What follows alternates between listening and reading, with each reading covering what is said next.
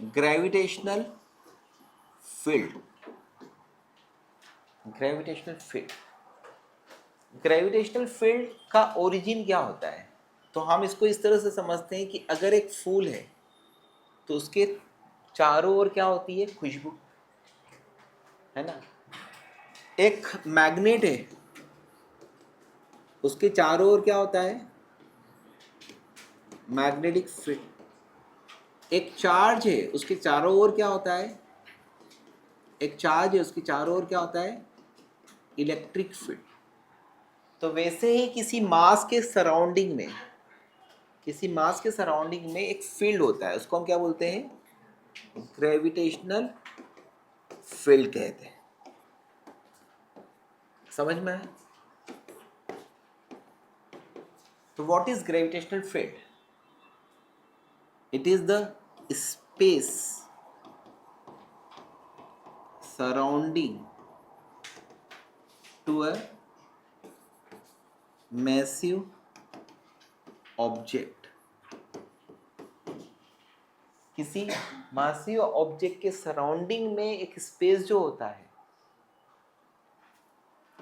Is known as gravitational field. जैसे किसी charge के सराउंडिंग का जो स्पेस होता है वो क्या होता है? इलेक्ट्रिक फील्ड होता है। वैसे ही किसी मास के सराउंडिंग क्या होता है? Gravitational field. अब एग्जैक्टली बहुत ज़्यादा हैवी ऑब्जेक्ट होता है ना, तो उसका ग्रेविटेशनल फील्ड कंसिडरेबल होता है ना। जैसे मैग्नेट एक छोटा सा भी हो तो उसका सराउंडिंग का मैग्नेटिक फील्ड जो है ना स्ट्रांग होता है। लेकिन ऐसा नहीं होता है कि एक इंसान जा रहा है और उसके उसके उसके ग्रेविटेशनल फील्ड के कारण दूसरे इंसान जो उससे चिपकते हुए जा, आया ना समझ में? अगर मेरी बॉडी मैग्नेटाइज हो जाएगी और मैं जाऊंगा और तुम भी मैग्नेटाइज हो गए तो क्या होगा? तुम मुझसे पास आओगे या दूर जाओगे? इट डिपेंड अपॉन, क्योंकि मैग्नेटिक फील्ड अट्रैक्शन और रिपल्शन दोनों का होता है। लेकिन मैं जाने के कारण ऐसा नहीं होगा कि सब लोग जो है वो मेरे से चिपकते हुए जाएंगे, इधर आ जाएंगे। आया समझ में? तो कुल मिलाकर इसीलिए यहाँ पर वीक ग्रेविटेशनल फील्ड होने के कारण कंसिडरेबल मैग्नेटिक ग्रेविटेशनल फील्ड किसके कारण क्रिएट होता है? बहुत हैवी ऑब्जेक्ट्स के कारण। तो the space surrounding to a massy object is called gravitational field. इस फील्ड में अगर हम कोई दूसरी ऑब्जेक्ट को रखते हैं जिसका मास m0 होता है तो वो क्या करता है? फोर्स एक्सपीरियंस करता है। तो ऐसा भी बोला जा सकता है the space in which another mass body experiences a force is called gravitational field। जैसे यहाँ पर मैं इसको रिलीज कर दूंगा तो अर्थ के कारण ये क्या होगा? नीचे की तरफ जाएगा। तो the space where the another massive body experience a force is known as gravitational field. अगर मैं इसको इन्फिनिटी पे ले जाऊंगा तो वहां पर कोई फोर्स नहीं लगेगा, क्योंकि वहां पर ग्रेविटेशनल फील्ड क्या हो जाएगी? जीरो हो जाएगी। तो कहने का मतलब ये है कि अगर यहाँ पर m0 एक बॉडी रखी है और ये एक मासी बॉडी है तो इन दोनों के बीच में फोर्स क्यों लग रहा है? क्योंकि दोनों एक दूसरे के ग्रेविटेशनल फील्ड में रखे। मेरे और संस्कार के बीच में एक वीक ग्रेविटेशनल फोर्स लग रहा है। क्यों? क्योंकि we are in gravitational field of each other. Mohit Mehta संस्कार के ग्रेविटेशनल फील्ड में है तो इसलिए मेरा इसकी तरफ फोर्स लग रहा है। संस्कार मेरे ग्रेविटेशनल फील्ड में इसलिए फोर्स लग रहा है। तो the cause of gravitational force is what? अगर दो ऑब्जेक्ट एक दूसरे के ग्रेविटेशनल फील्ड में रखे हैं तो फोर्स लगता है। The cause of gravitational force is what? The interaction two fields of same kind. मेरी ग्रेविटेशनल फील्ड और संस्कार की ग्रेविटेशनल फील्ड में इंटरेक्शन के कारण फोर्स लगता है। अब ये बोलूंगा कि मैं अगर कहीं पे अकेला हूं तो क्या मेरे ऊपर फोर्स लगेगा? नहीं। क्योंकि कोई भी ऑब्जेक्ट का खुद के फील्ड में होने से फोर्स नहीं लगता। फोर्स कब लगता है? जब दो फील्ड्स का इंटरेक्शन होता है। ये बहुत इंपॉर्टेंट कंसेप्ट है। ग्रेविटेशनल फोर्स का कॉज जो है वो न्यूटन्स लॉ नहीं है कि F is equal to G m1 m2/r²। The basic reason is what? The interaction between two gravitational field. आया समझ में? सुनिए, ये जो एरोस बताए हैं ये इस मास का ग्रेविटेशनल फील्ड, वैसे ही इसका दूसरे वाले ऑब्जेक्ट का ग्रेविटेशनल फील्ड भी होगा। ठीक है, इसका भी ग्रेविटेशनल फील्ड होगा इधर की तरफ। समझा? तो cause of gravitational force is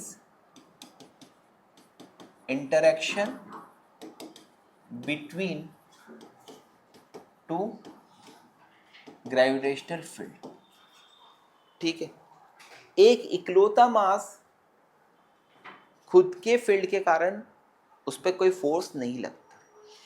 ठीक है, आइसोलेटेड है नहीं इकलौता, isolated mass can't experience force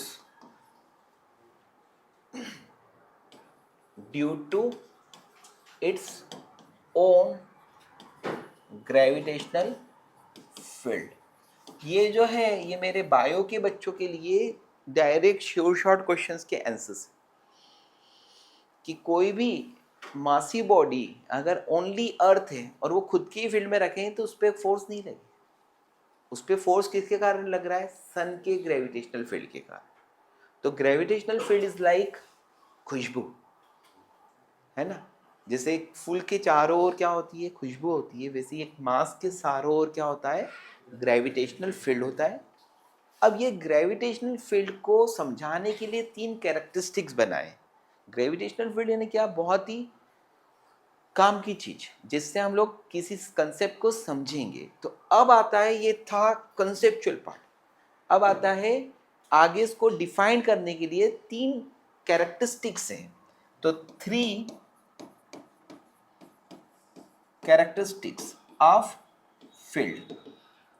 पहला कैरेक्टरिस्टिक्स है इंटेंसिटी ऑफ ग्रेविटेशनल फील्ड।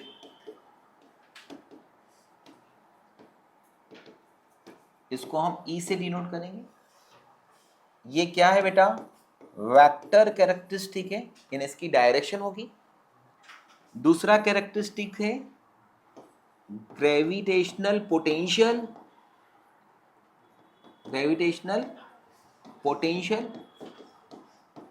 बेटा ये स्केलर कैरेक्टरिस्टिक है, इसकी डायरेक्शन नहीं होती।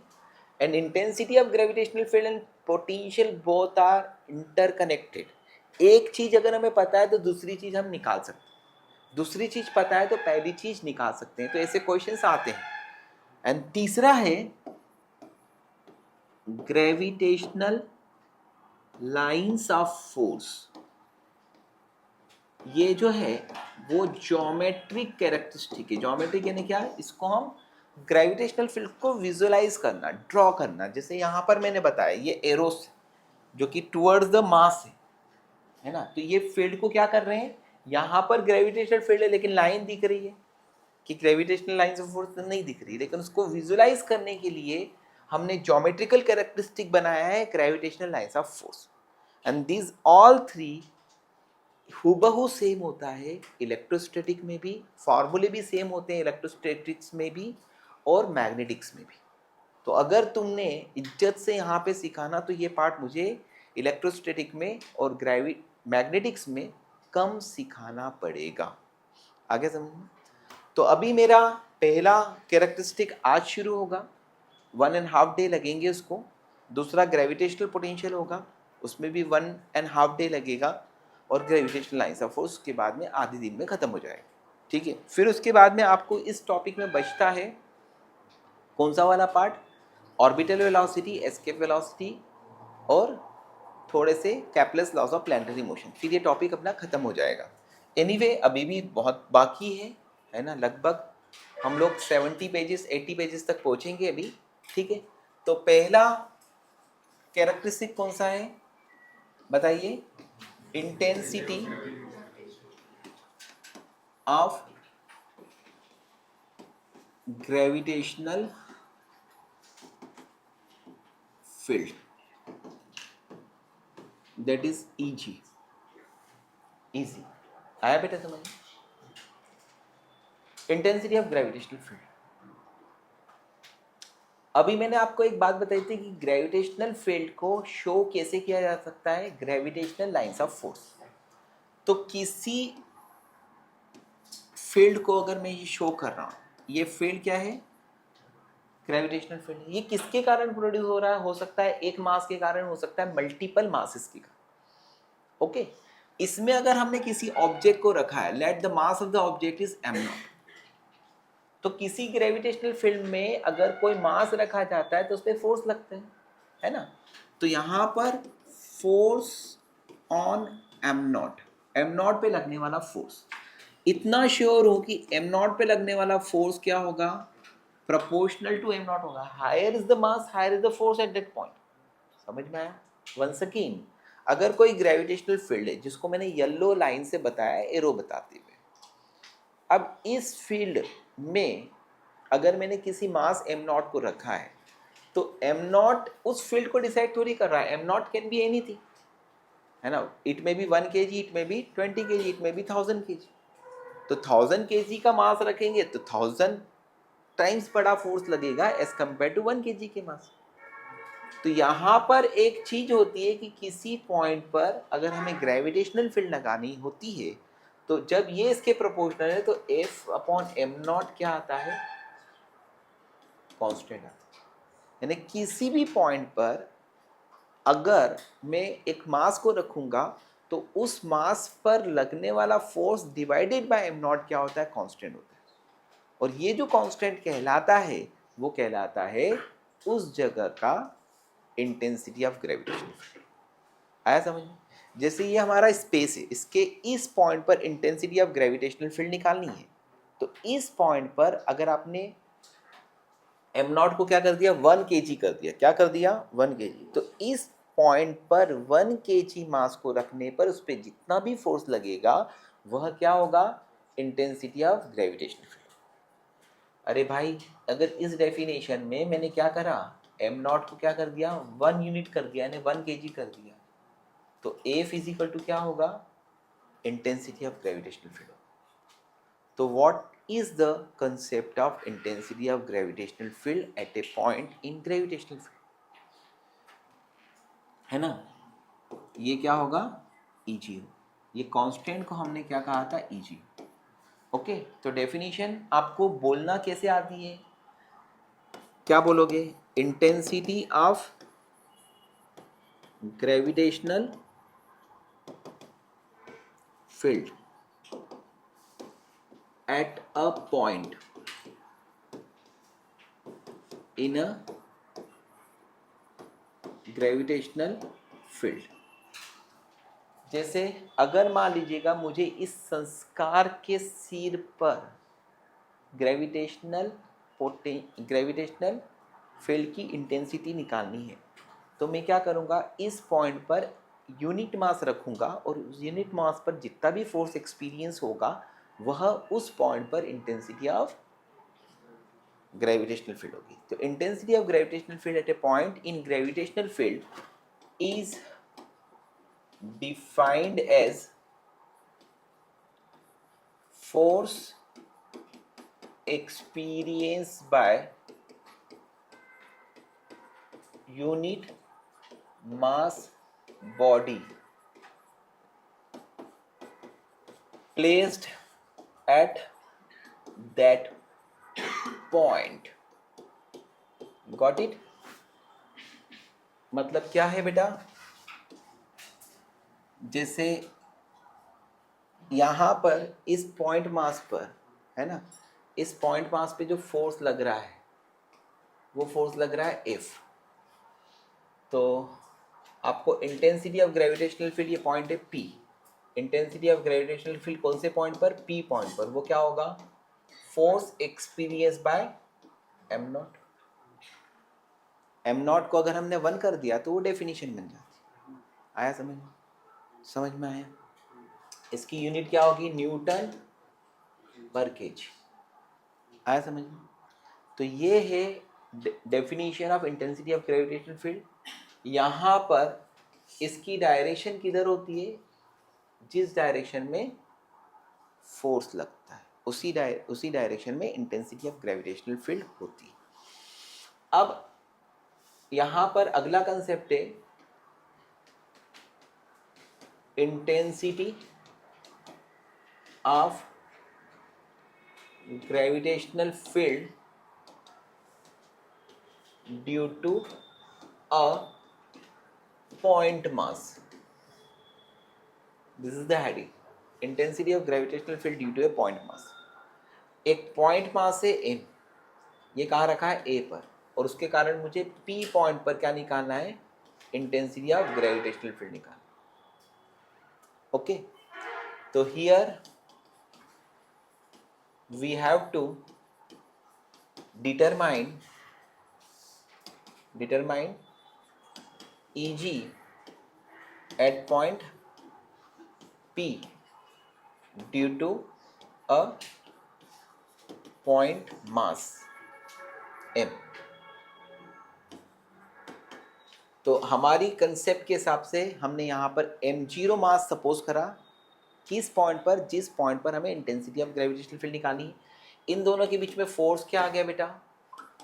जी M M naught upon R square. E G is equal to क्या होगा? F by M naught. तो वो क्या होगा? G M by R square. आया समझ? यहाँ पर इस पॉइंट पर ई जी भी इधर डायरेक्टेड होगा और इस पॉइंट पर फोर्स भी इधर लगेगा। तो P पॉइंट पर इंटेंसिटी ऑफ ग्रेविटेशनल फील्ड की डायरेक्शन इंपॉर्टेंट है, वो कहाँ आ रही है? Along P। तो अगर एक मास है m, उससे r डिस्टेंस पर इंटेंसिटी ऑफ ग्रेविटेशनल फील्ड का फार्मूला है Gm/r²। डायरेक्शन किधर की तरफ होगी? Toward the mass. समझ में आ रहा है? तो intensity of gravitational field due to a point mass किसके बराबर आई? Gm/r²। किसकी तरफ हेडेड हुई? उस मास की तरफ। अब यहाँ पर जो क्वेश्चन एग्जाम में आते हैं, 100% आने वाले क्वेश्चंस में से हैं कि आपको कुछ मासेस दे देंगे और उसके कारण किसी पॉइंट पर इंटेंसिटी ऑफ ग्रेविटेशनल फील्ड पूछेंगे।